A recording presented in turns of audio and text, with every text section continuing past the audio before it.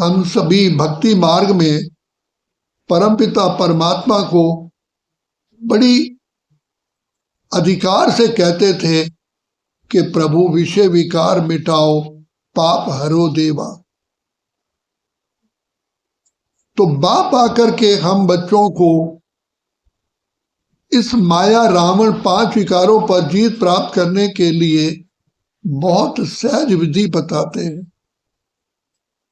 भक्ति मार्ग में इन्हीं विकारों के कारण सन्यासियों ने घर बार छोड़ा और कई भक्त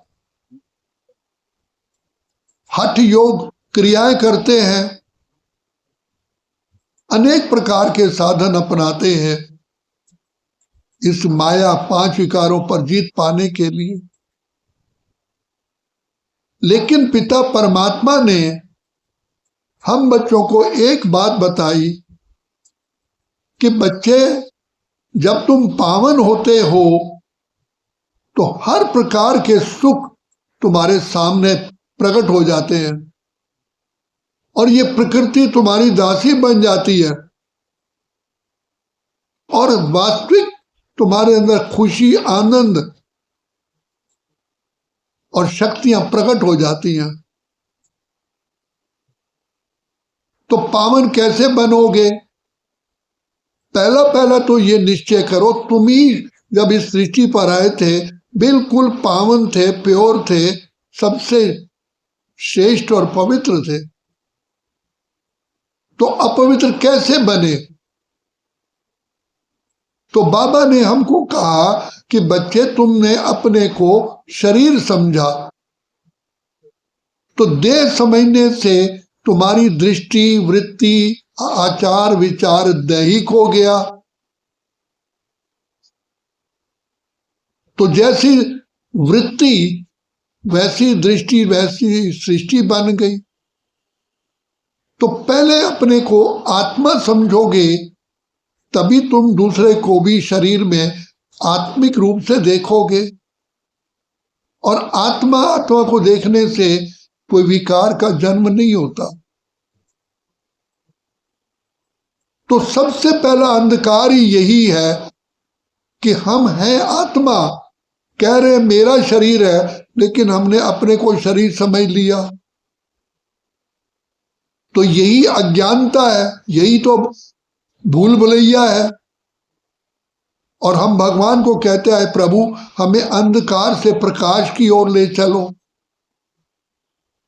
तो बाबा ने आकर के हम बच्चों को सबसे पहले आत्मिक स्मृति का तिलक लगाया और याद दिलाया कि देखो, आप मंदिर में जाते हो तो सबसे पहले मस्तक पर पुजारी तिलक लगाता है। क्यों लगाता है?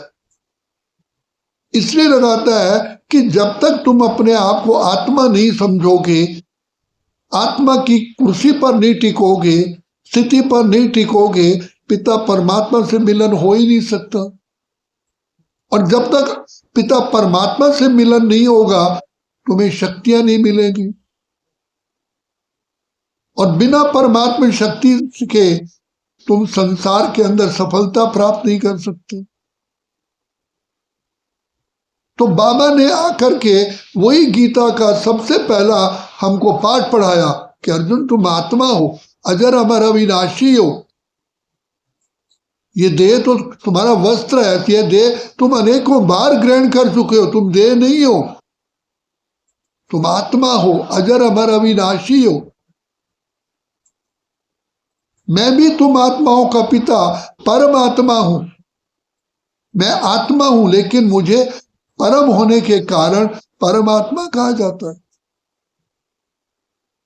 मैं भी उस धाम का रहने वाला हूं जहां सूर्य, चांद, तारागण का प्रकाश नहीं पहुंचता है। तो मुझे अपने को आत्मा समझ करके मुझ पिता परमात्मा को याद करोगे, तभी तुम्हारे पाप कर्म भस्म होंगे और संस्कार परिवर्तन होंगे। तो हमने बाबा की बताई हुई बात को प्रैक्टिकल में लाया। तो जो हम विकारों को छोड़ना चाहते थे, कितने प्रयास किए, कितने मंत्र जप तप किए, लेकिन बाबा ने जो रास्ता बताया उससे हमें सहज ही सफलता मिली और बुद्धि ने स्वीकार किया, आत्मा ने स्वीकार किया कि सचमुच अपने को आत्मा समझ बाप को याद करने के लिए बाप को याद करने से ही हमें सफलता मिलती है, विकारों पर विजय होती है। दूसरी बात बाबा ने बताई कि क्या बच्चा अपने पिता को याद करने के लिए बाप का बार बार नाम का उच्चारण करता है? क्या उसकी फोटो रखता है या समाधि लगाता है या माला जाप करता है? तो बाबा ने हमको कितना सहज मार्ग बताया, जिसी को अजप्पा जाप कहते हैं। हम पहले चलो राम राम, एक राम कहने के बाद जब दोबारा राम कहते हैं फिर भी तो थोड़ा सा रुकना पड़ता है, ब्रेक लेनी पड़ती है।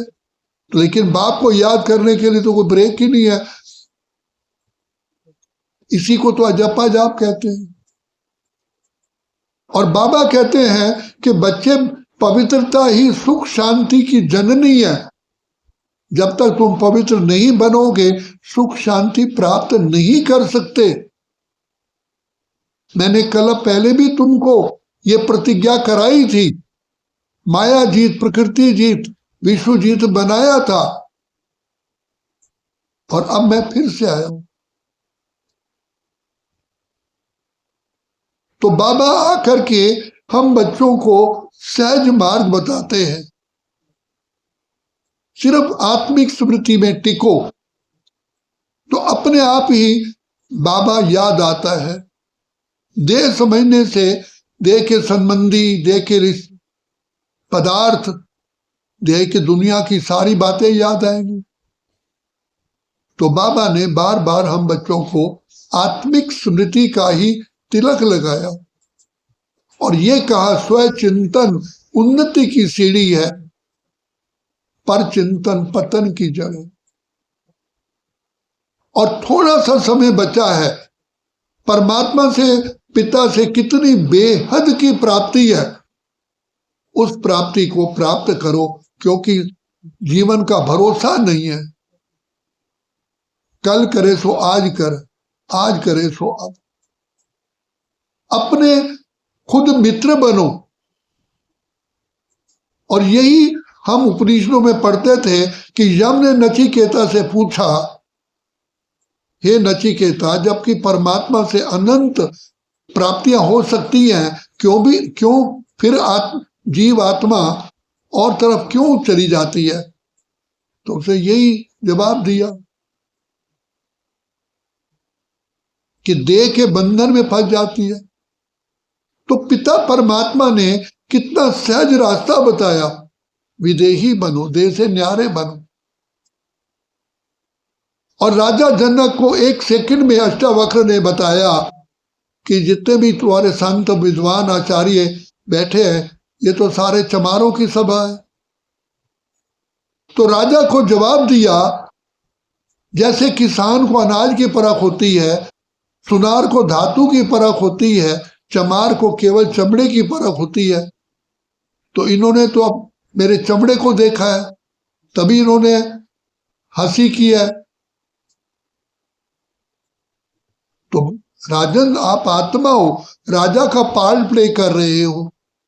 तो राजा समझदार था, इंटेलिजेंट था, उसको महसूस हुआ कि सचमुच में आत्मा हूं, विदेही बन गया। तो उसको कहा, एक सेकंड में उसको जीवन मुक्ति मिली।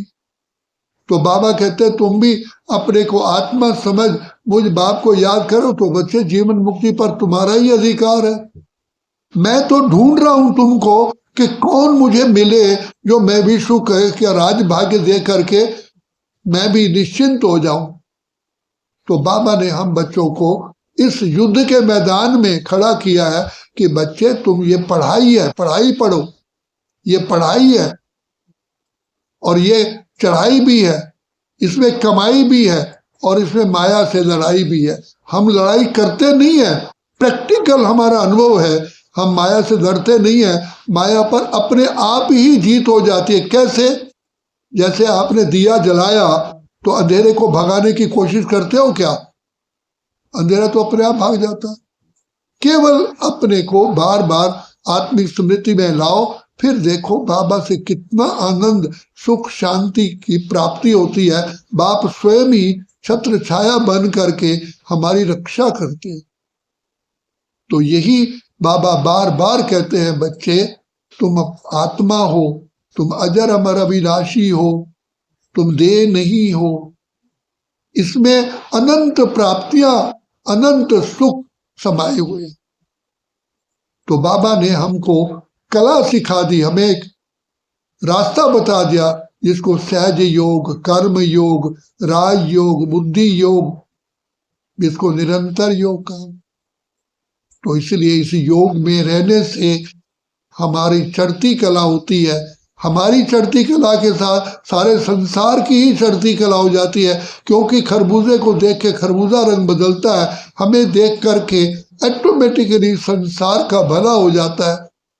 तो बाबा कहते हैं जो स्वयं को बदलता है तो उसको देख के दूसरा विश्व बदलता है। जब तक हम नहीं बदलेंगे संसार नहीं बदलेगा। तो बाबा ने हम बच्चों को संसार के आगे एक सैंपल रखा है। तो दुनिया सैंपल को देख करके ही तो अपनी सौदा करती है। तो हम पर कितनी बड़ी जिम्मेदारी है। तो बाबा आए हैं हम बच्चों को ही महान आत्मा, श्रेष्ठ आत्मा बनाते हैं।